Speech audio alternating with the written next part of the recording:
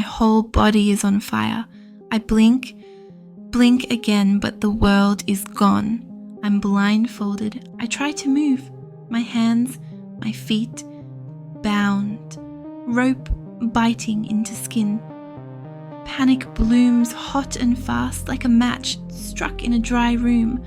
Where am I? What happened to me? Something warm presses against me. Hot. A touch that shouldn't be here. I flinch. Hard. But it doesn't stop. It crawls up my ankle. My dress? I try to remember what I wore, but memory is a fog. Am I still wearing a dress? Am I? I want to scream. I open my mouth and nothing comes out. There's tape over my lips. My breath catches in my throat, and the sound dies before it's born. I am so scared, not the quick, passing kind of scared. This is deep and black and loud inside my bones. My daughter is gone. Her driver called and said she never got in the car after the event. He waited. She never came. We ran the footage. We watched, frame by frame, for any hint, any wobble in the pattern of ordinary life that would say, there she is. There is nothing. My security team is here, the best men money could buy, combing every camera blind spot, every grainy feed. Ground teams fan out, a carpet sweep across 50 miles, boots chewing up dirt and grass, calling her name into the hollows. Helena has cried until she forgets her own thoughts. She sits with empty hands and a face that has aged 10 years in 2 days. My daughter, my only daughter. 48 hours is a long time to breathe and not know whether the next breath will be hers. 48 hours of imagining what could have happened, and each imagined thing is worse than the last. An anonymous message lights my screen. Amara. There she is. My daughter. Even blindfolded, even with tape over her mouth, I know her. I know the slope of her cheek, the tilt of her jaw. My heart drops into my stomach, like something heavy and dead. It's a video. My finger trembles above the play button. 10 seconds stretch into a small, impossible century. I close my eyes and press. Get off me! You piece of trash! Her voice rips out of the tiny speaker, shredded, raw, full of terror. It's her. It's her voice. It's her sound. My ribs crush inward with it. The blindfold is gone. The tape is gone. So is her dress. A man looms over her, broad-shouldered, cruel in the way of someone who knows no limits. He pins her. She twists. She fights. She claws. Her hair is a rat's nest. Tears carve clean tracks down her face. She curses. She pleads. She screams. I watch for a moment, and then I can't look. My breath goes shallow. My hands shake so hard the video blurs. Jesus fucking Christ. Something loud and white-hot rises in my throat. Rage, ice. A planet of grief that tips everything into black. I feel like my heart is doing wrong things. Stuttering, skipping, then hammering, as if it could beat its way out of my chest. I want to find him. I want to tear the mask off. I want to tear him apart and stitch Amara back together with my bare hands. Of course he's masked. Of course he's faceless. Of course this is a voice in my pocket and a picture on a screen and 48 hours that have stretched into an eternity. I hit delete. I don't know why. I don't know what I'm trying to erase. The image, the sound, the knowledge. But my thumb presses down, and the file disappears into some dark hole. It doesn't change anything. Another message. Another knife. I hope you've enjoyed the little gift we prepared for you. And we hope it helps set the eagle's wing free. If the bird isn't in the air by tomorrow at 8 p.m., that means you want a sequel to the little movie starring your beautiful daughter and 3 of my starving masked men. After that, you'll get your movie star back. Only pity is she won't be able to perform anymore. My knees go out from under me. The floor tilts. I catch myself on the edge of the desk with both hands, like the world is a ship that just lurched. Mr. Langford, are you all right? Leo's voice is in my ear. He's there before I know I need him. The head of my security. Steady and too young to know this kind of grief. I let him take my elbow. He feels solid. Concern pulls at his mouth. I hide my face in one hand, because my face has betrayed me already. It's wet and raw from the last video, and the sight of my daughter pinned like some piece of property. Eagle. So it's them. The contract. The eagle's wing. The claws I've guarded for a decade, as if it were a beating thing. A thing I swore I would carry into the ground with me. That's what they want. The last thing I would ever willingly hand over. The family legacy. Now they trade it for my child. I close my eyes and count the ways the world is smaller. What is a legacy if there is no one left to pass it to? What is wealth without the people you would build a legacy for? Edgar Blackwell, you bastard. All these years of chess, and you finally played the move that breaks the board. Is there nothing we can do? I ask, my voice thin. I am doing my absolute best, I promise you, Mr. Langford. Leo says. He swallows. Whoever did this left nothing. No footprints, no cameras worth a damn, like they hit the city with an eraser. I need time to pull threads. We don't have time, I say. The words land like stones. The clock is already eating away at the last hours. Morning comes like salt in a wound. A new video. Not to my phone this time, but to Helena's. My wife's hand is the one that trembles as she watches. My adult daughter, naked enough to shame the world, crying for God and for her mother. And Helena, my Helena, gives a sound I have never heard before. It's not just a cry, it's a ruin. It jars the room into silence. I need to use the restroom. Her voice is small, paper thin. Sure, but keep the door open. My hands move to the knots and tug at the rope around her ankles. You'll be watching? Her eyes go wide. Vulnerability makes her voice tremble. Of course. I never have my hostage out of my sight, dear. Can you at least turn around?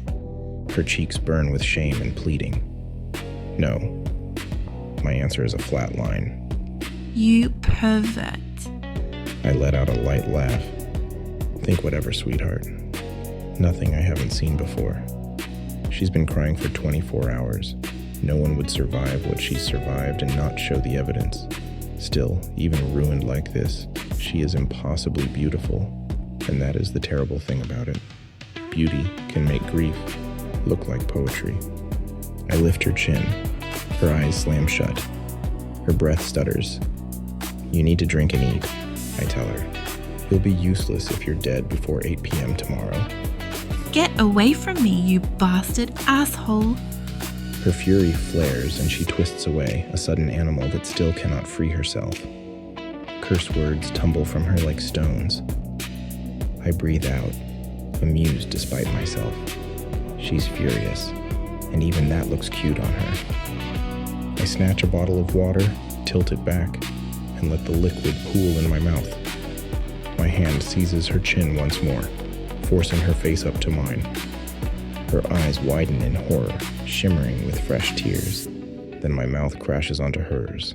She thrashes, desperate to break free, but her resistance is nothing more than fragile child's play against me. My grip is iron, unyielding, and I drive the water down her throat until she's forced to swallow. Only when I'm satisfied do I release her. She's becoming dehydrated, and her strength is fading. She's cried too much. Drink it yourself, or if you prefer, I can feed you like this.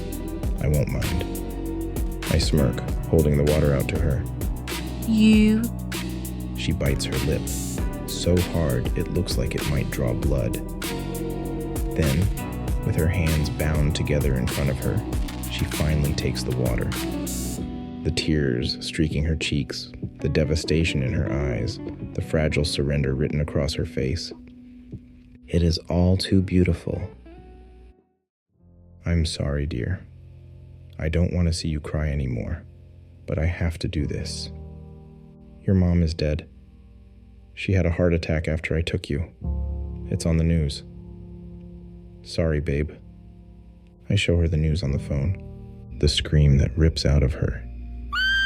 I shut my eyes against it. For a long moment, I pretend the sound isn't there. She cries until she can't cry anymore. Since she heard the words, she's been somewhere else. Her lips move, but nothing reaches her. I say things. She doesn't answer. I touch her shoulder. Nothing. I pace the room. Time is shrinking. Charles, please, just give it, please. We don't have much time. It's almost 8. Was the last reminder not enough? I haven't figured out what I'll do if he doesn't surrender by 8. I don't want to think about it. My phone rings. The eagle is in the air. Great job, Hayes. Now you can do whatever you want with the girl. Payments wired. Have fun. Relief leaves me in one long breath. Thanks, Charles, for loving your daughter enough to do this. But then, Amara looks at me with those stunned, teary eyes. Hayes? Noah? Noah Hayes? Is it really you? Damn, this is not good. He freezes.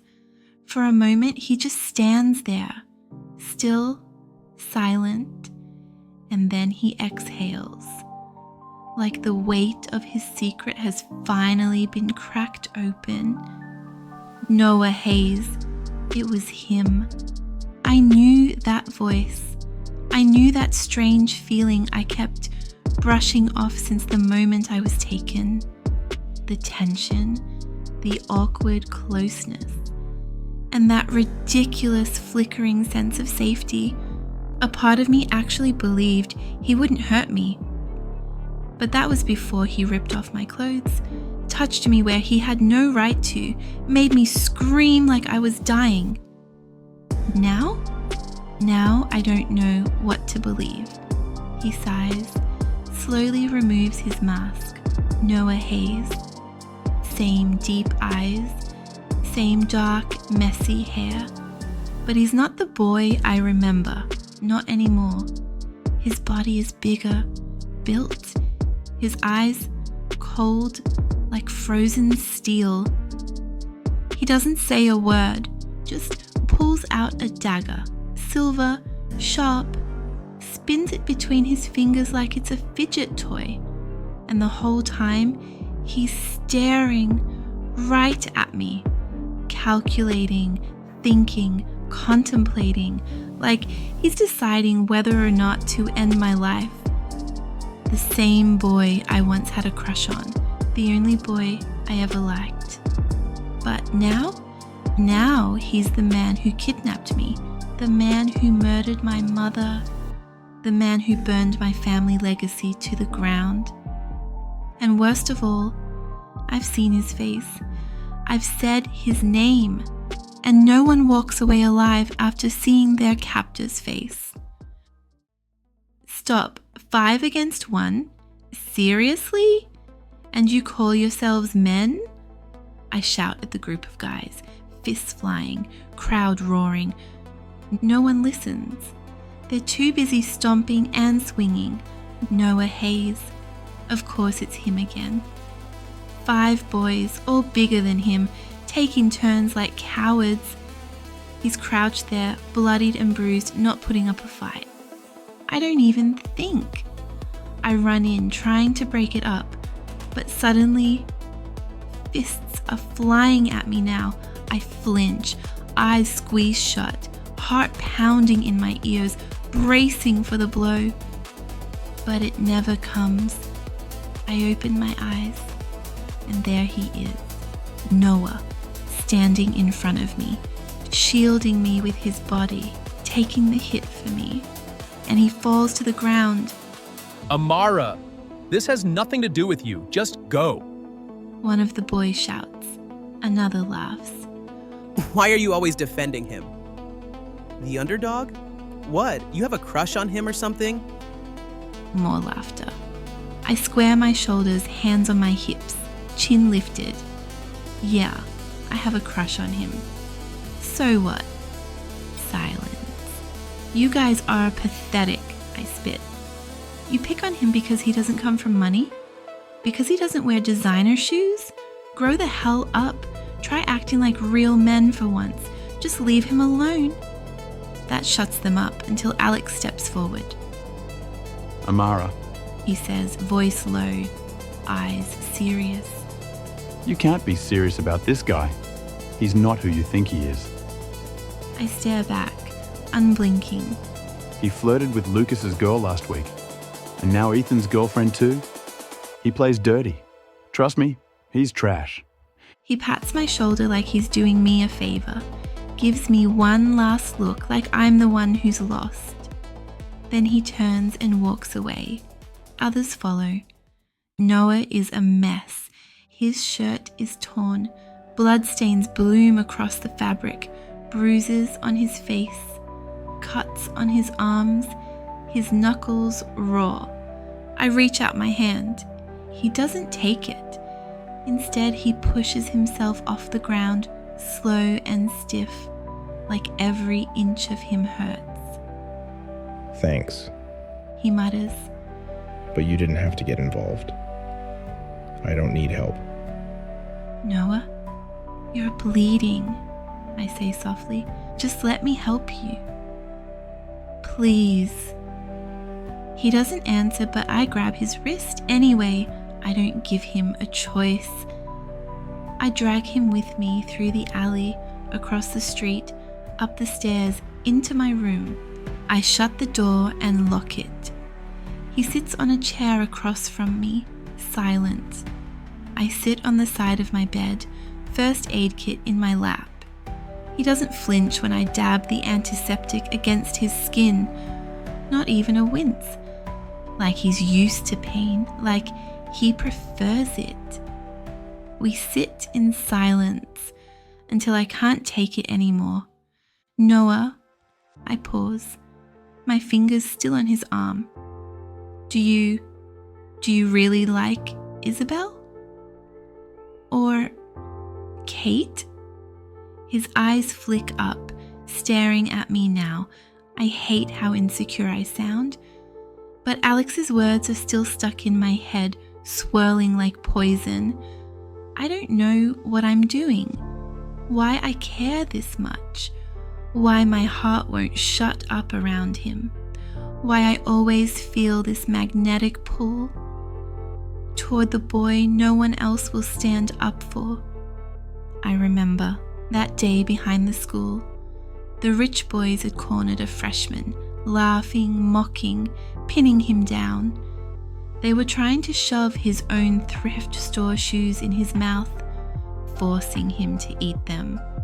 And then Noah, stepping out from the shadows. Pick on someone who'll actually hit you back. That was all he said. And then it was 5 against 1. But Noah didn't lose. He beat the crap out of them, all of them, one by one, and yeah, he paid for it. The school threatened to expel him because, of course, those boys had last names that came with money and lawyers and power. And Noah? He had no one, just his fists and me. I stood up for him, testified, fought, begged, got him to stay, but after that, he stopped fighting. He stopped everything. Now he just takes it, lets them punch, kick, humiliates. He curls up on the ground and takes it. And every time I see it, every time he doesn't lift a hand to defend himself, it breaks something in me. He lifts his head, looks straight at me. My heart drums in my chest, loud and wild, waiting for his answer. But he doesn't say a word. Instead, he stands, takes a slow step toward me, then another, until he's right in front of me. And then he leans down. Close. Too close. My breath catches, my pulse spikes. I try to move back, but my body betrays me. I fall flat on the bed. He follows, hands planted on either side of my head, his legs between my knees, caging me in. And now I'm burning, flushed, flustered, frozen. How the hell did we end up like this? My fingers are still clutching the bandage, but they're resting against his chest now. Warm, solid, and I don't know if I'm supposed to push him off or pull him closer. He leans down even more and his voice drops. Rough, raspy, dangerous. No one ever warned you that you shouldn't have a boy alone in your bedroom. His breath is on my skin, on my cheek, on my lips. He leans in even closer. I feel him, the heat radiating from his lips, and my heart drums so hard it feels like it might burst out of my chest. Will he kiss me? Do I want him to? Does he want me? Does he like me? A million questions scream inside me. I can't answer a single one. No one's ever kissed me before. Will this be my first kiss? With Noah Hayes? And then... No. He whispers. I have zero interest in Isabel. Or Kate. And just like that, he pulls away, steps back. His eyes don't meet mine. Amara, He says quietly. you're too trusting. Don't help me again. I mean it. Then he walks out, doesn't even look back, and I just lie there, on my bed, stunned, breathless, heart still racing, hands still trembling, no kiss, no answers. But I know one thing for sure now. I have a serious crush on Noah Hayes. And God, yes, I wish he'd kissed me. Chills race down my spine. The tears won't stop. Noah Hayes. Why would he do this to me? I squeeze my eyes shut, trying to block out the storm inside me. Just kill me, Noah Hayes. It's nothing but pain for me to live now. You've completely destroyed everything. My family, my dreams. Now, just take my life too. I don't want to live in it anymore. Then I hear him sigh, his voice low, quiet, almost regretful. Your mother is still alive, Amara. I lied. What? My eyes fly open. I stare at him. He's still looking at me, his gaze unreadable as if he's already somewhere far away. But the news? I faked it. With AI. I blink. My chest tightens. How do I know you're not lying again? How do I know this isn't just another cruel game? I'm breathless, desperate, praying this isn't another dagger in disguise. He doesn't say anything, just reaches into his pocket and hands me his phone. Call her. I freeze. Call her? Is he serious? My hands tremble violently as I take the phone, still bound, but I manage. I type in the number. I've memorized it since I was 10. 1 ring, 2, then... Hello? A woman's voice. Soft, uncertain. Tears burst from my eyes like floodgates. That voice. Mom. Oh my God. Mom. It's me. It's Amara. Amara? Oh God, Amara, where are you? Are you okay? Her voice breaks, and so do I. Mom, I love you. I love you so much. And just like that, the call ends. The phone is gone. Snatched from my hands. Noah.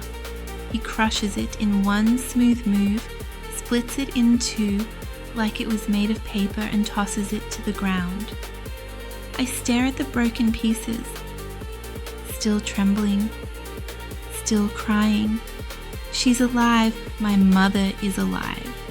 I still have a family to return to. Hope stirs inside my chest.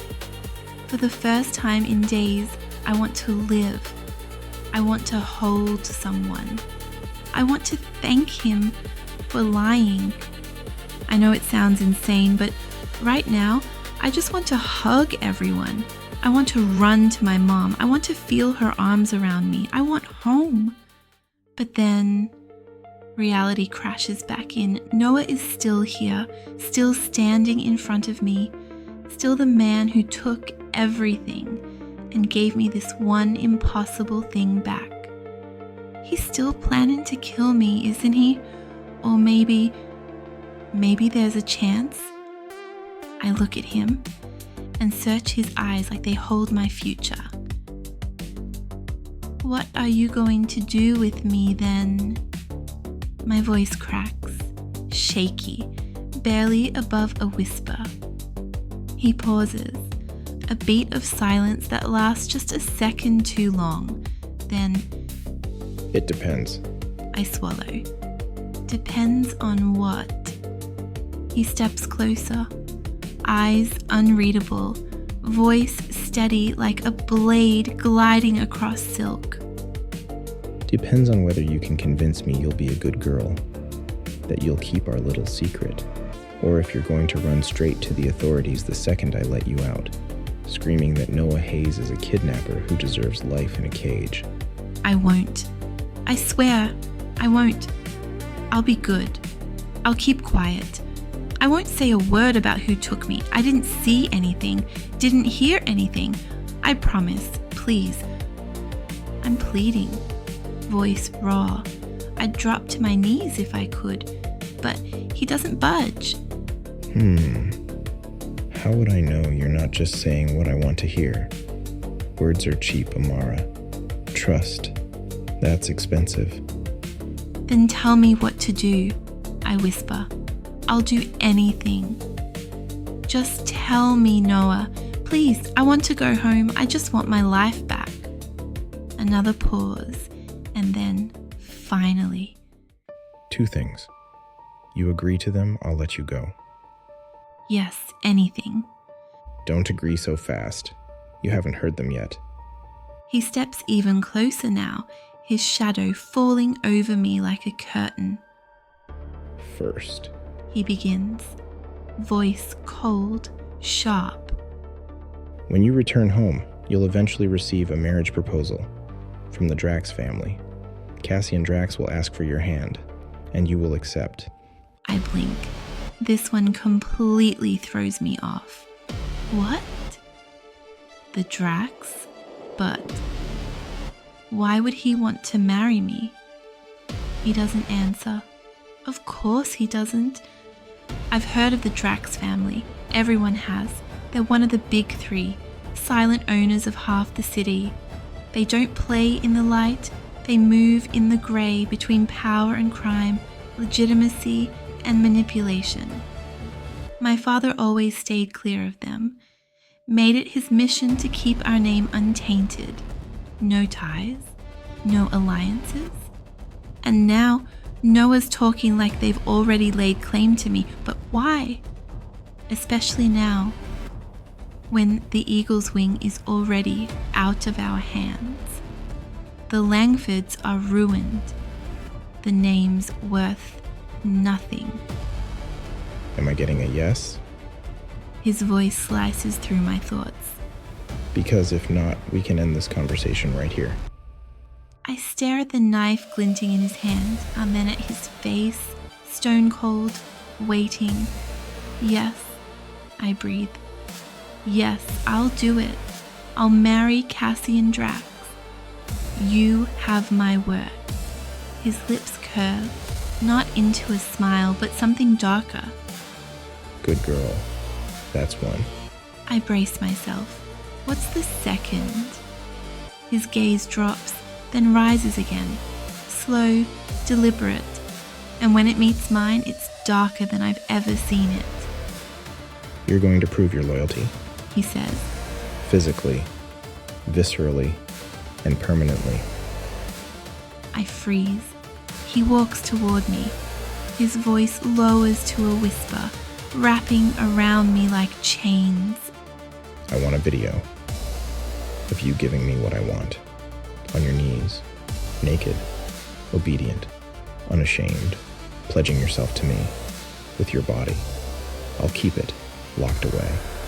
A token of trust, a reminder that if you ever betray me, ever forget the rules of our little secret.